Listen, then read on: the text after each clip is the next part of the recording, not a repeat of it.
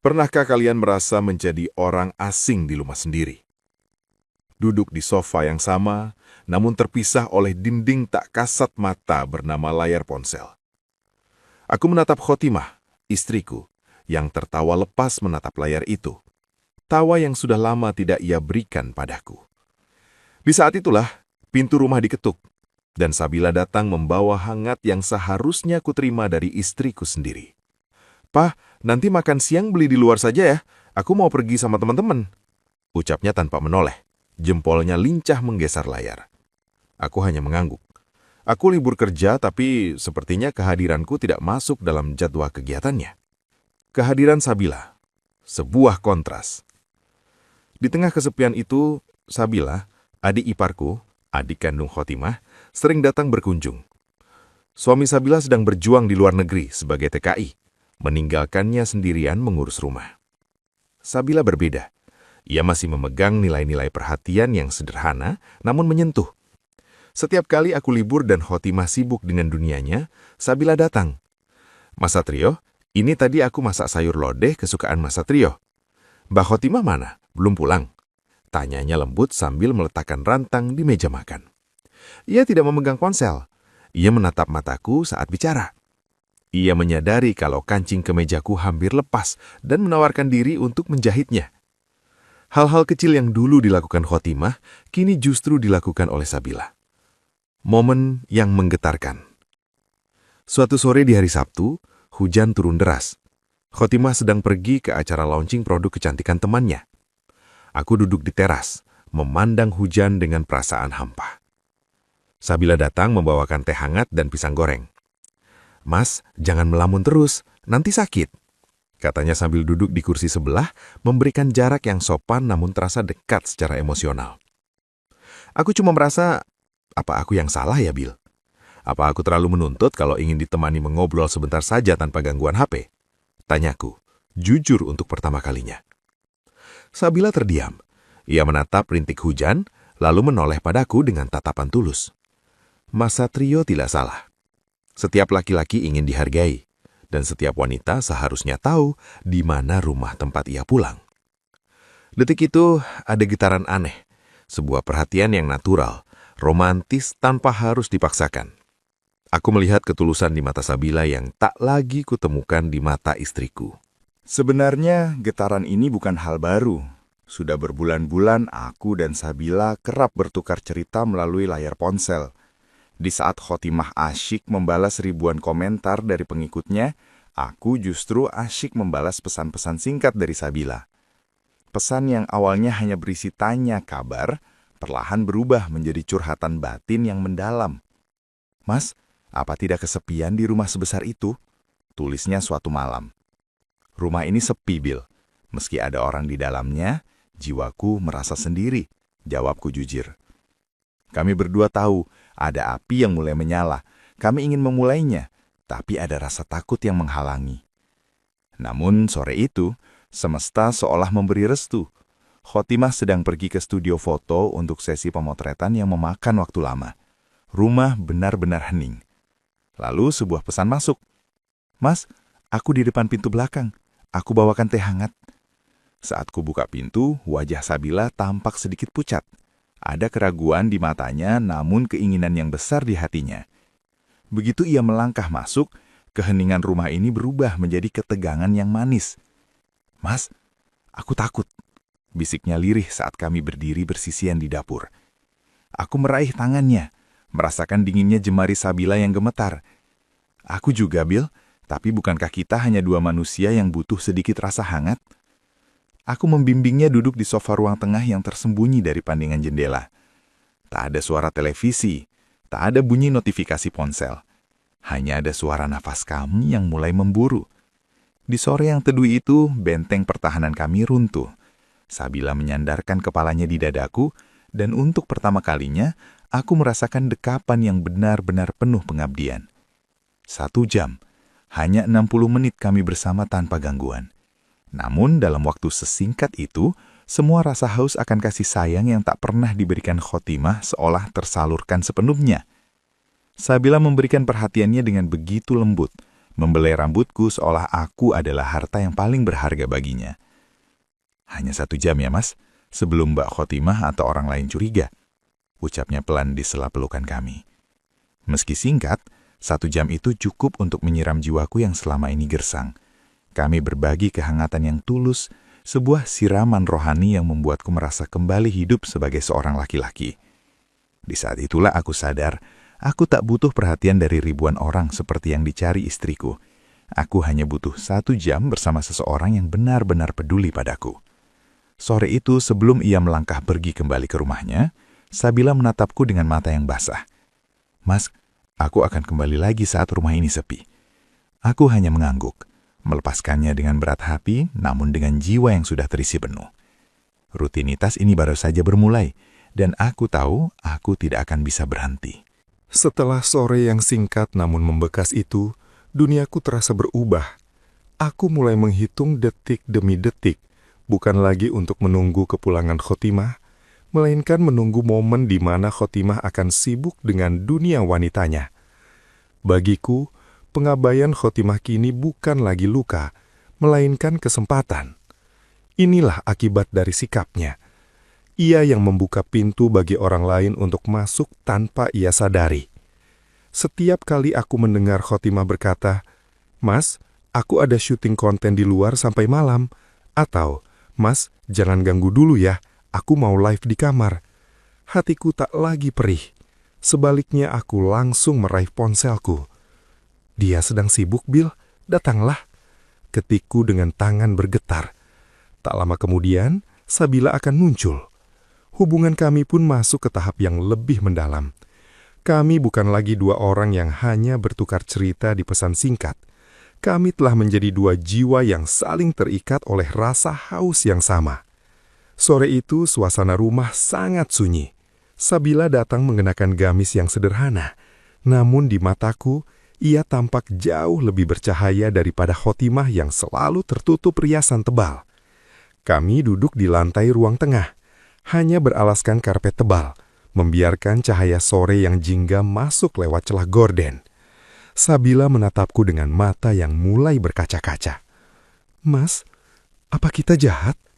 Aku merasa bersalah pada Mbak Khotimah, tapi di sini, saat bersamamu, aku merasa benar-benar hidup." Aku meraih wajahnya, mengusap air mata yang jatuh di pipinya dengan ibu jariku. Intonasi suaraku merendah, penuh dengan kelembutan yang jujur. "Bill, cinta itu tidak pernah datang untuk menyakiti. Kita hanya mencari apa yang hilang. Jika istrimu tidak lagi menganggapmu ada, dan suamimu jauh di sana mengabaikan hatimu, bukankah kita hanya saling menyelamatkan?" Sabila terdiam. Ia memejamkan mata dan menyandarkan wajahnya di telapak tanganku. Kehangatan kulitnya merambat hingga ke jantungku. Di saat itulah, momen romantis itu kembali terulang. Lebih dalam, lebih lama, dan lebih emosional. Kami menghabiskan waktu dengan saling memberi perhatian yang nyata. Aku mendengarkan keluh kesahnya tentang kesepian, dan ia mendengarkan setiap sesak di dadaku tentang rumah tangga yang hambar. Setiap sentuhan Sabila adalah siraman rohani yang luar biasa. Ia mengusap bahuku dengan lembut, seolah ingin mengangkat semua beban kerja dan beban pikiran yang kupikul sendiri selama ini. Dalam pelukannya, aku merasakan pengabdian yang utuh, sesuatu yang sangat kontras dengan Khotimah yang bahkan sering lupa menyiapkan makan malam karena sibuk mengedit video. Bersama Sabila, aku merasa menjadi pusat dunianya, walau hanya dalam hitungan jam. Kami semakin berani. Ketakutan itu perlahan terkikis oleh rasa candu akan kenyamanan. Kami mulai menyusun rencana-rencana kecil. Kapan bisa bertemu lagi? Kapan bisa merasakan kehangatan itu lagi? Aku tahu, aku sedang bermain api. Tapi api inilah yang saat ini menerangi jiwaku yang gelap karena diabaikan istri sendiri. 1 jam di sore itu ternyata bukanlah akhir, melainkan awal dari sebuah kerinduan yang menyiksa. Bagi Sabila, perhatian yang kuberikan seolah menjadi satu-satunya air di tengah gurun pasir kehidupannya. Begitu juga bagiku. Kehadirannya adalah satu-satunya alasan Aku masih merasa memiliki rumah di dalam bangunan yang dingin ini. Pagi itu, Khotimah sudah bersiap pergi dengan gaun mewahnya. "Mas, aku ada undangan launching butik sampai malam. Mungkin aku menginap di hotel sama teman-teman kalau acaranya selesai terlalu larut," ucapnya sambil sibuk memulas bibir, bahkan tanpa melirik ke arahku yang sedang duduk di meja makan. Begitu deru mobilnya menghilang, ponselku bergetar. Sebuah pesan singkat dari Sabila masuk, namun isinya begitu syarat dengan emosi. "Mas, aku tidak tahan. Bayangan sore itu terus menghantuiku. Aku butuh bertemu. Aku butuh siraman itu lagi. Bolehkah aku datang?" Hatiku berdesir. Ada rasa takut, namun rasa ingin memiliki itu jauh lebih kuat. Aku membalasnya dengan satu kata, "Datanglah." Tak butuh waktu lama, Sabila sudah berdiri di ambang pintu. Namun kali ini, matanya menyiratkan keinginan yang lebih dalam. Ia tidak membawa makanan, ia hanya membawa dirinya sendiri, dengan segala kerentanan dan cintanya yang terlarang. Kami masuk ke ruang tengah, tempat di mana waktu seolah berhenti berputar. Aku membimbingnya duduk, dan dengan gerakan yang sangat lembut, Sabila menggenggam tanganku, lalu menempelkannya ke pipinya yang hangat. "Mas, hanya bersamamu aku merasa utuh. Suamiku jauh, dan Mbak Khotimah, dia tidak tahu betapa beruntungnya dia memilikimu. Tapi dia menyia-nyiakannya," bisiknya dengan suara yang bergetar hebat. Aku menariknya ke dalam pelukanku. Di bawah temaram lampu ruangan, kami kembali tenggelam dalam momen yang sangat romantis. Sabila seolah memberikan seluruh jiwanya padaku. Setiap sentuhan tangannya di dadaku terasa seperti doa yang menguatkan. Ia memberikan kasih sayang yang natural, tanpa kepura-puraan, tanpa kamera yang mengintai seperti yang biasa dilakukan istrinya. "Aku akan memberikan semua yang kau butuhkan, Bill.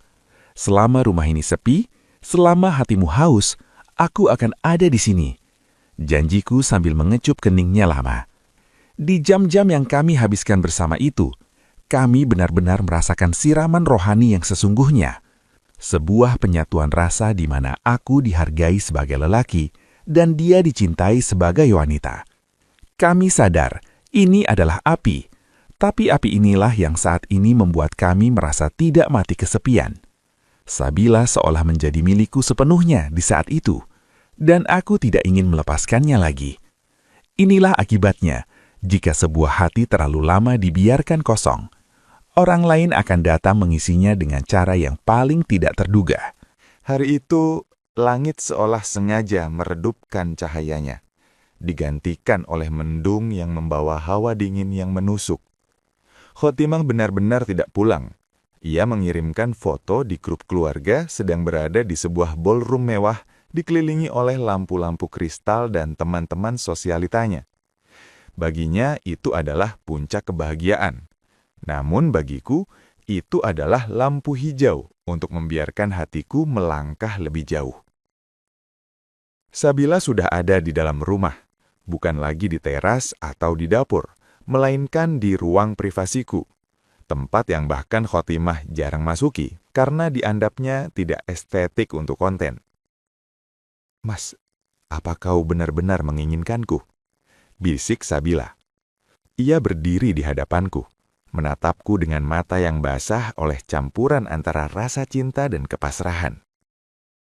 Aku tidak menjawab dengan kata-kata. Aku melangkah mendekat, menghapus jarak yang selama ini menyiksa kami.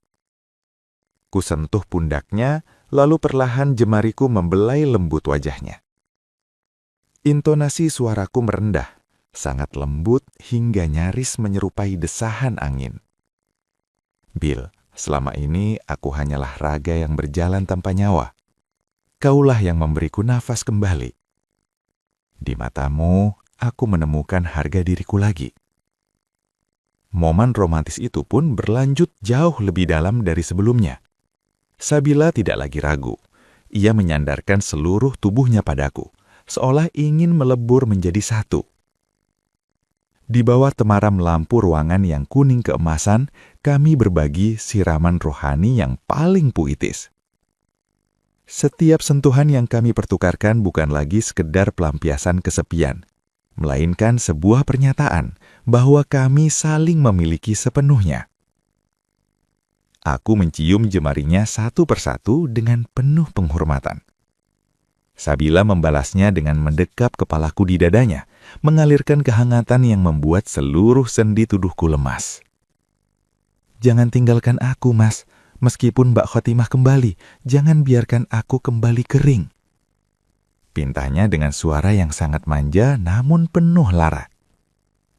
"Tidak akan, Bill. Di sini, di saat ini, kau adalah satu-satunya istri bagi jiwaku," jawabku tulus. Sore itu pun berubah menjadi malam yang sunyi, namun penuh dengan gejolak kasih sayang. Kami melupakan dunia di luar sana. Kami melupakan pengabaian Khotimah. Kami melupakan suami Sabila yang jauh di negeri orang. Di ruangan itu, hanya ada dua insan yang saling mengabdikan diri satu sama lain. Pengabdian yang natural, yang lahir dari rasa haus akan cinta yang sejati. Sabila benar-benar memberikan segalanya, perhatiannya, kelembutannya, hingga rahasia terdalam jiwanya. Aku merasa telah menemukan oase yang selama ini kucari. Inilah akibat dari sebuah hati yang terabaikan. Ia akan berlabuh di dermaga yang paling menghargainya, meski dermaga itu adalah tempat yang paling rahasia. Waktu akhirnya membuktikan bahwa hidup tidak bisa terus berjalan dalam persembunyian. Khotimah masih dengan dunianya, masih dengan ribuan pengikut yang memujanya di layar ponsel. Baginya, Atu mungkin hanya sosok latar belakang dalam konten keluarga bahagia yang sesekali ia unggah. Ia tidak pernah tahu bahwa di balik senyum diamku, hatiku sudah lama bermigrasi ke tempat lain. Setiap kali aku melihat Khotimah sibuk dengan ring light-nya, aku hanya bisa tersenyum getir. Ia telah kehilangan sesuatu yang paling berharga demi mengejar sesuatu yang semu. Ia kehilangan aku, dan ia kehilangan adiknya sendiri, Sabila. Kini setiap sore yang sepi bukan lagi menjadi beban bagiku. Karena aku tahu, di sebuah sudut yang jauh dari hiruk-pikuk media sosial, ada Sabila yang selalu menungguku dengan teh hangat dan tatapan mata yang penuh pengabdian. Kami telah memilih jalan kami, sebuah jalan yang mungkin dianggap gelap oleh orang lain, namun bagi kami, itulah satu-satunya tempat di mana cahaya cinta benar-benar bersinar. Siraman rohani yang kami lakukan di saat-saat sepi itu telah menjadi pondasi hidup yang baru. Sabila bukan lagi sekedar pelarian, ia telah menjadi rumah tempat jiwaku pulang. Aku tetap menjadi suami di atas kertas bagi Khotimah, namun seluruh pengabdian dan kasih sayangku telah sepenuhnya menjadi milik Sabila. Inilah akhir dari sebuah pengabaian. Ketika seorang istri lebih peduli pada dunia luar, maka jangan salahkan jika sang suami menemukan dunianya sendiri di hati wanita lain yang lebih menghargainya. Tetaplah di Zona Romantis, tempat di mana kumpulan cerita-cerita romantis terbaru dan penceritaan paling otentik saat ini berada. Kami hadir untuk menyentuh sisi terdalam dari perasaan Anda. Bagaimana menurut Anda akhir dari pilihan Satrio ini? Apakah ia laki-laki yang beruntung karena mendapatkan apa yang ia butuhkan, ataukah ia laki-laki yang malang karena harus hidup dalam rahasia? Jangan lupa tinggalkan komentar Anda di bawah ya. Kami sangat ingin mendengar pendapat bijak dari Anda semua, para pembaca setia.